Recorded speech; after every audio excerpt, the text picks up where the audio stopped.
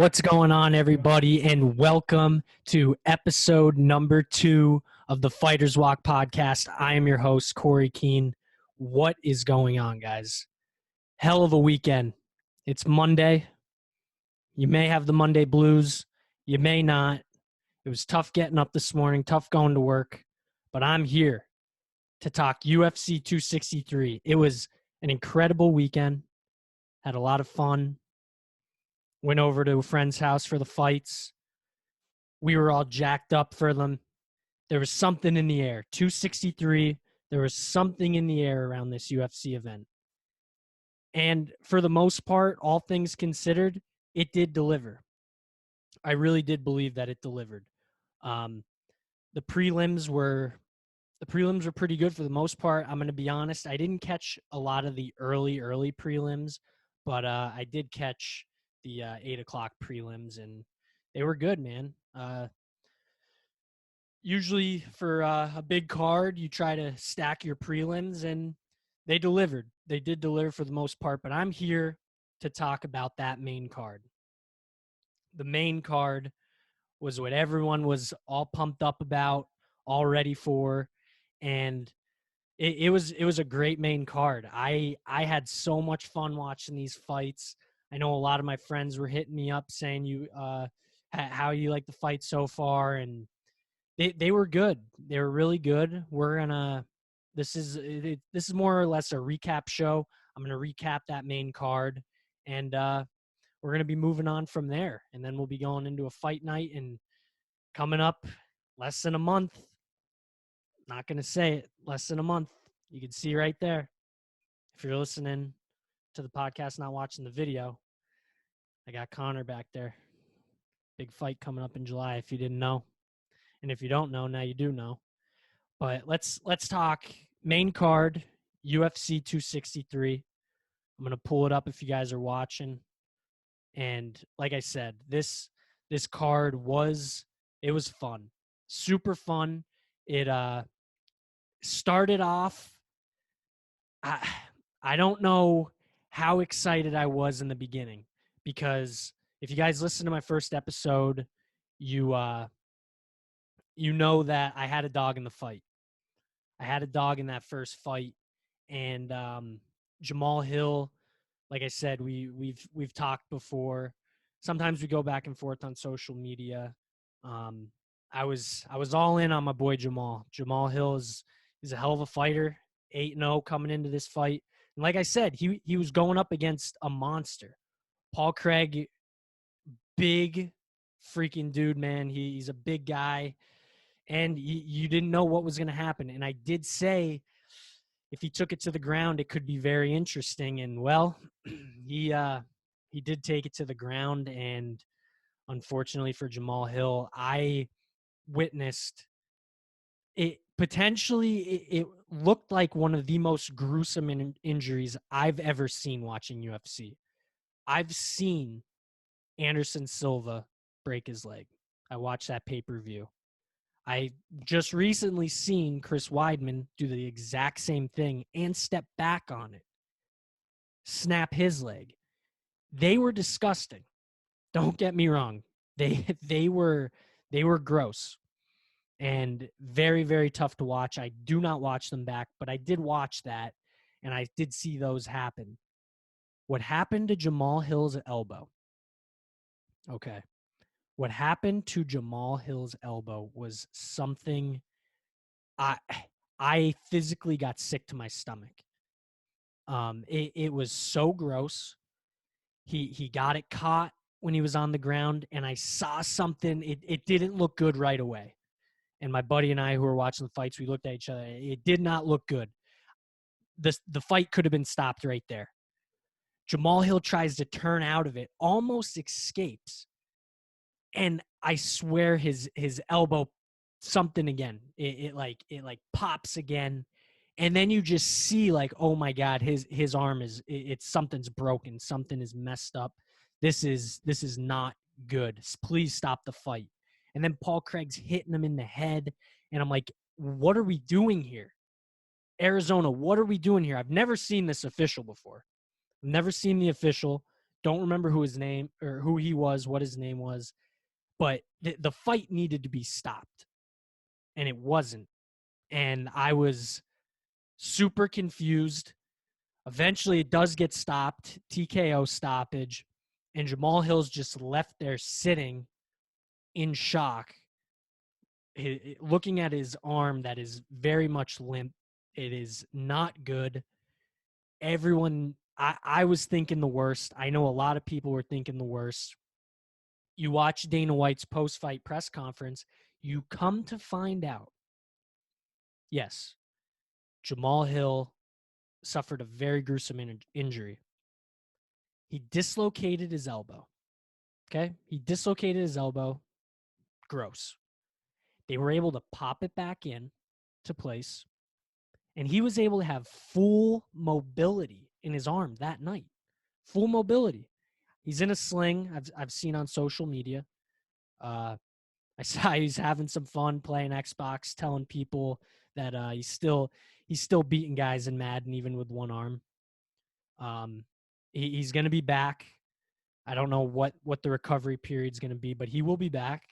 And I just feel like I'm talking a lot more about Jamal Hill. That's just because, like I said, I had a dog in the fight. I love Jamal Hill, awesome dude, but I can't take anything away from Paul Craig because that dude could potentially be a problem. I think Paul Craig could be a problem. And you know what? He's on a tear now. If he wasn't on a tear, he's on a tear now. Man, Paul Craig, like I said, big dude, has a hell of a ground game, and he could knock you out. He could knock you out with one punch. I know he could. He big dude.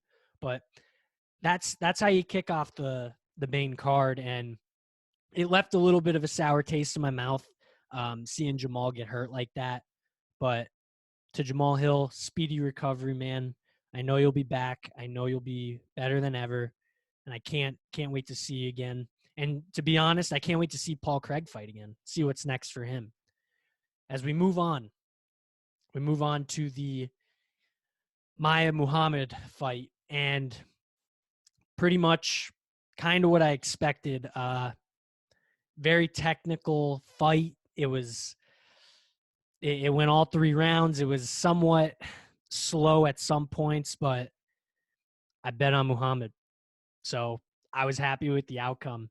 I mean, what's next for him? He's winning. He's winning, and he continues to win. I don't know what's next for him, just because that division's crazy. But you have to figure you got to give him someone that's either ranked above him or very close to him. I don't know what exactly you're going to do with him. Dana White, Sean Shelby, they'll get together, they'll discuss it, see what's next for Muhammad, and like I said, it's going to be a good fight. He had some misfortune in his last fight against a guy we're going to talk about in a little bit, Leon Edwards. That would have been a big fight. But then you get a legend like Damian Maia. You beat him, unanimous decision.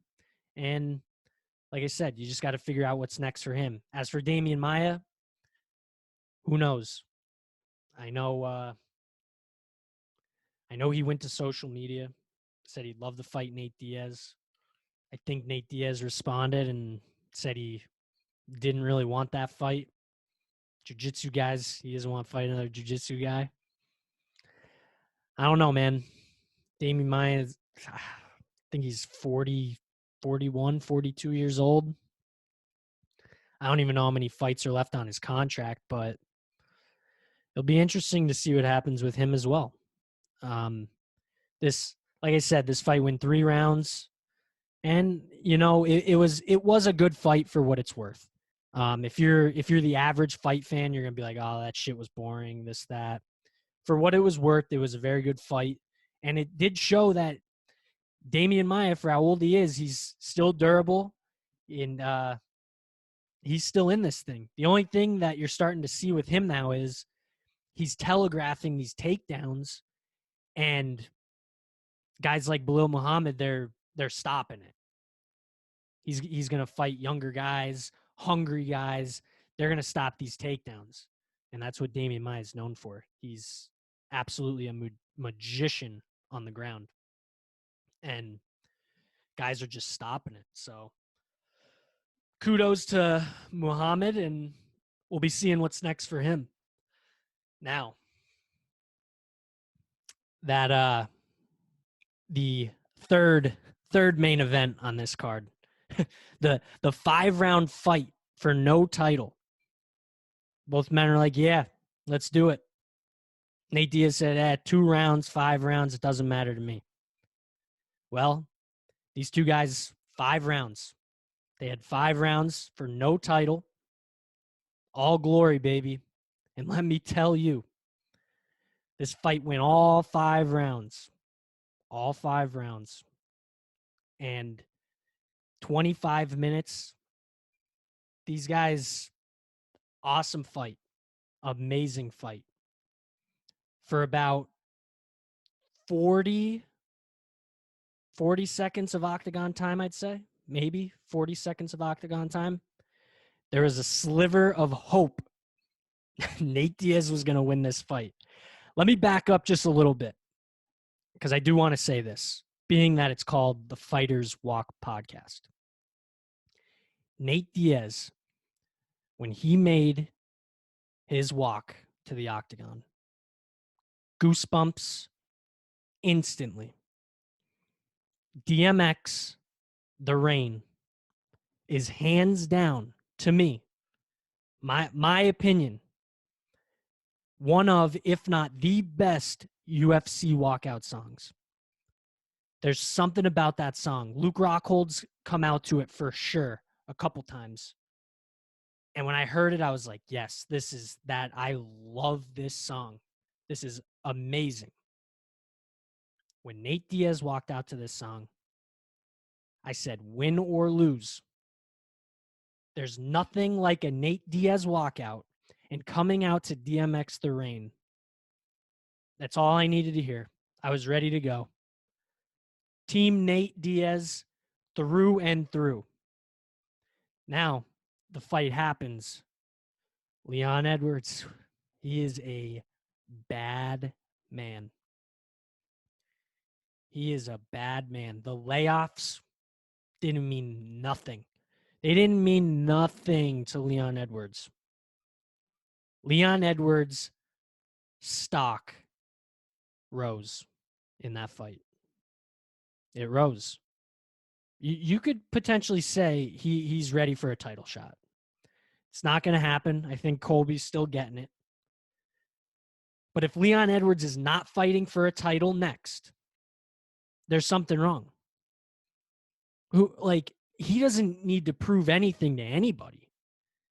He, in my opinion, is next for that title shot. Now, on the other hand, you got Nate Diaz, who cracks Leon Edwards with about 35 seconds to go. Cracks him. Points right at him.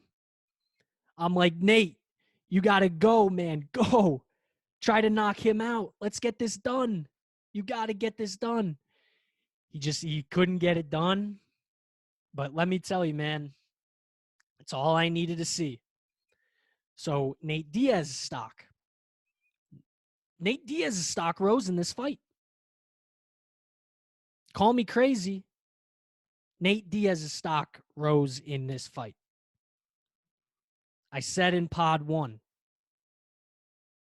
Nate Diaz could fight me anywhere, and it'll sell. Can we imagine a Nate Diaz trilogy with Conor McGregor? Could you imagine that?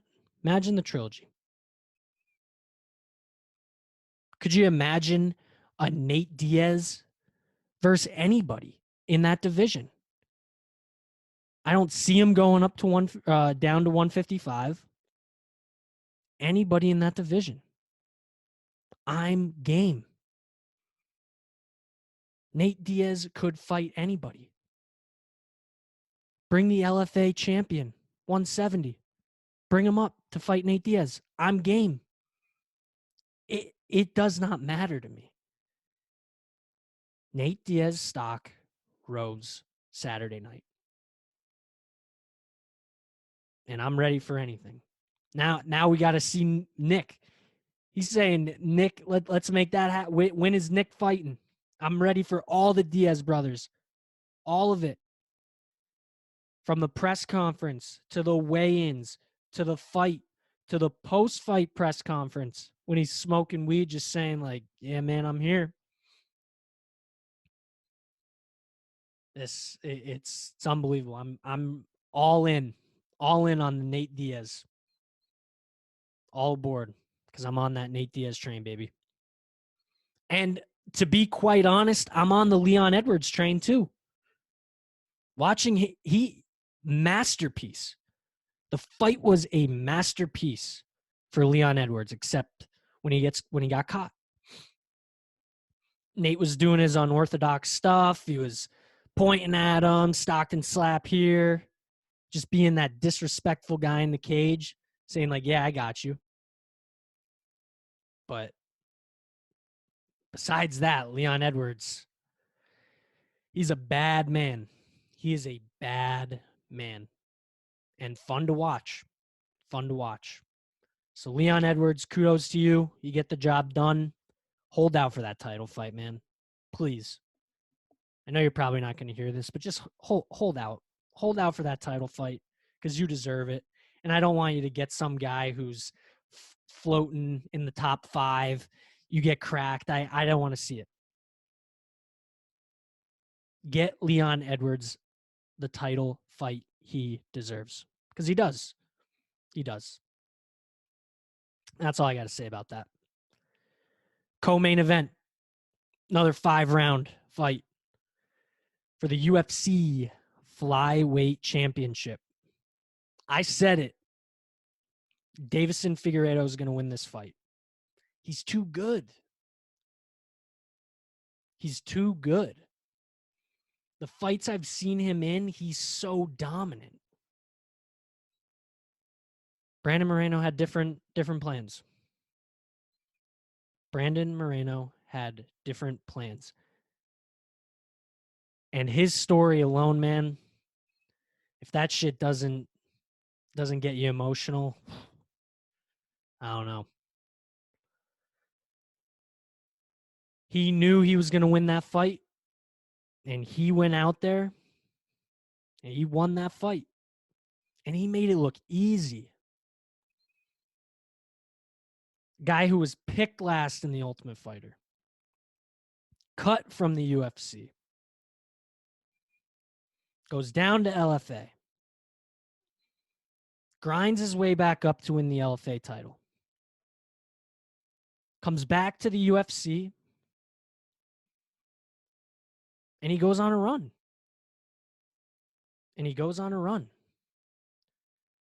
First Mexican born. The first Mexican born UFC champion. How can you not be stoked for Brandon Moreno? How can you not be stoked for a guy who's worked so goddamn hard? This is the second biggest fight of his UFC career. First one was when he fought Davidson the first time. Draw. Okay. Rematch. Let's get it. He made that shit look so easy, so flawless. Davidson didn't have a chance at all in that fight. 3 rounds it went. I don't remember much of Davidson doing anything. And then Brandon just, chokes him out. And that's it. He's the UFC champion. I'm so happy for him. So I thought Davidson was going to get it done. I thought he was going to get it done rather easily. It went the opposite way. Brandon Moreno gets it done, and he gets it done easily. And now you think, who's going to beat Brandon Moreno? He's fighting so well. Who's going to beat Brandon Moreno? I don't know. I don't know. I'm excited to see what's next for him, though. Does he fight Davidson again a third time? They have a tie. He wins in another fight. I don't know. I don't know if it makes sense. I don't know the flyweight division all that well. I'd have to do some more research in the flyweight division. I know Cody was thinking about coming down to the flyweight division, but he just lost to Rob Font. I mean, I'm in for Brandon Moreno, Cody Garbrandt. I am, just for the star power purpose, the names. I think it's a good fight. Here's what I'll say. This is my hot take. Brandon Moreno defends his title against Cody Garbrandt in a fight night. Remember when they used to do like a title, like one title fight a year maybe for in a fight night? Let's have a fight night. Fight night title. Free fights, main events for a title. I'd love it. Absolutely would love that. Figure it out. I'm all in on Brandon Moreno now. I don't care who he fights for his first title defense. I'm ready for it. I'm ready for it. So cool seeing that kid win, man. So cool. It was awesome. Awesome to see. And Davidson Figueiredo in defeat, all class. I like that guy too, man. I like both of these guys.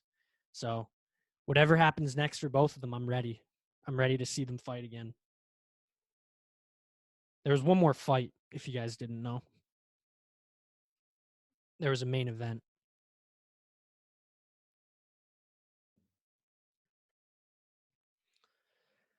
There was a main event for the middleweight championship. Israel Adesanya versus Marvin Vettori. Kind of went how I thought it would go. I did think Izzy potentially was gonna finish that fight. That's what I thought. I thought he may have finished that fight, but he didn't get it done. The most unanimous of unanimous decision wins in a title fight for sure. He didn't lose any of that fight. There was one point in the fight where it did get a little scary when Marvin had his back. That was the only part of the fight where I was like, "Oh shit, what's gonna happen? I don't know. And then he gets out, so he was chilling after that, man. Breezed right through that.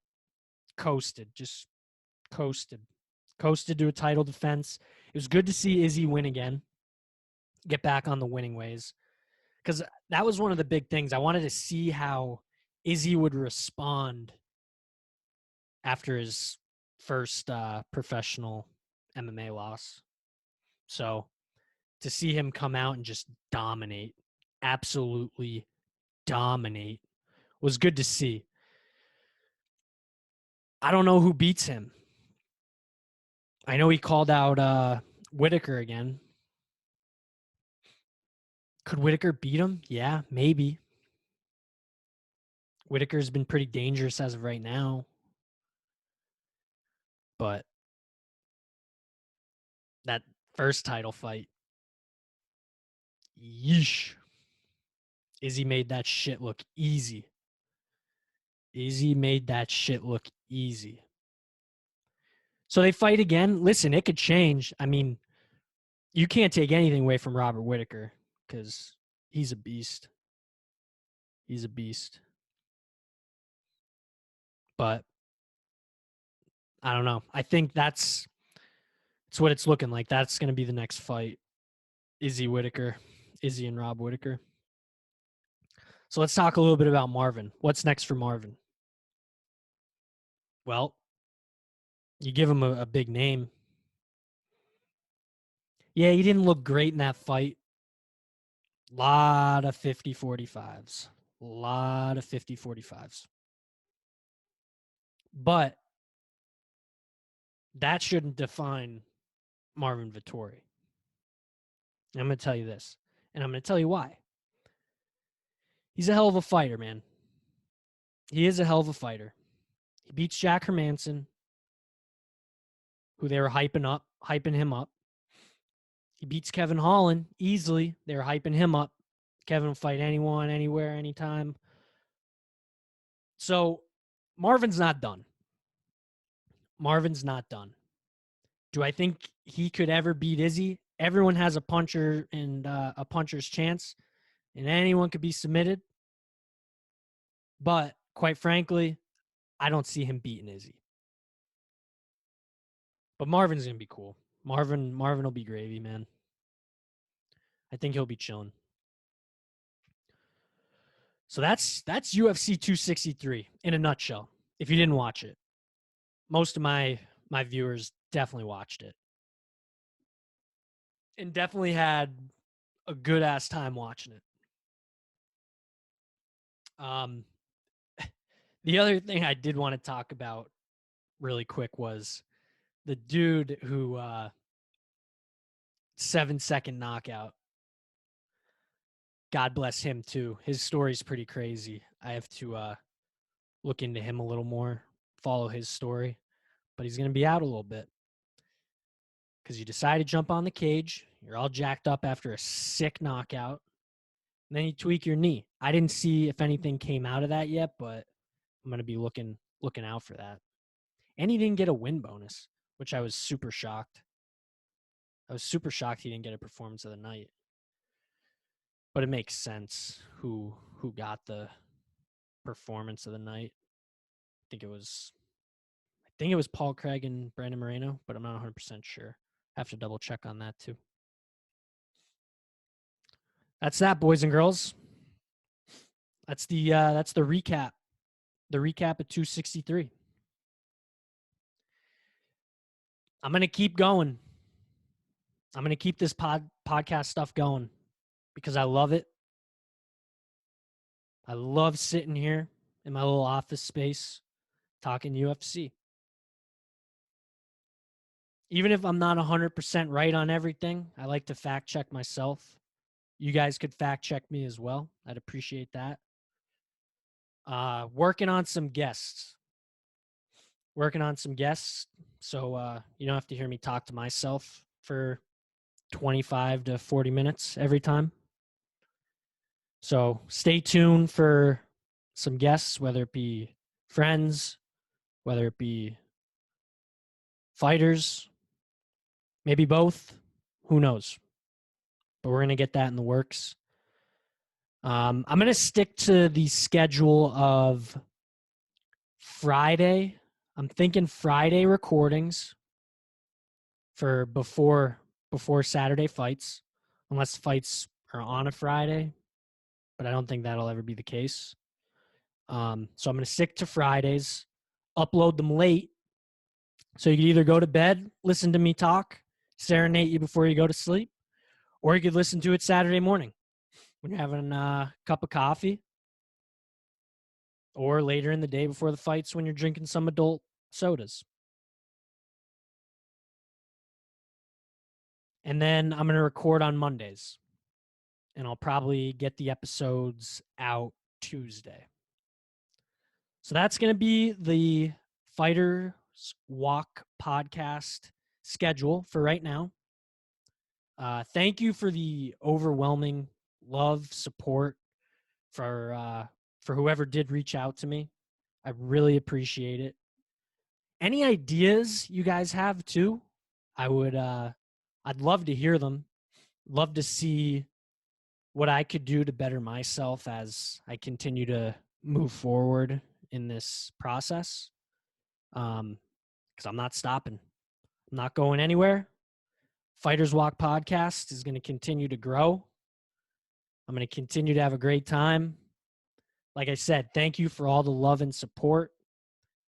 This episode will be put out Tuesday, so stay tuned for that. I will post it on all my social medias, on the Corey Keene, my personal page, and on the Fighters Walk podcast page as well, which if you don't follow that and you're listening to this, just go over, give it a click, follow.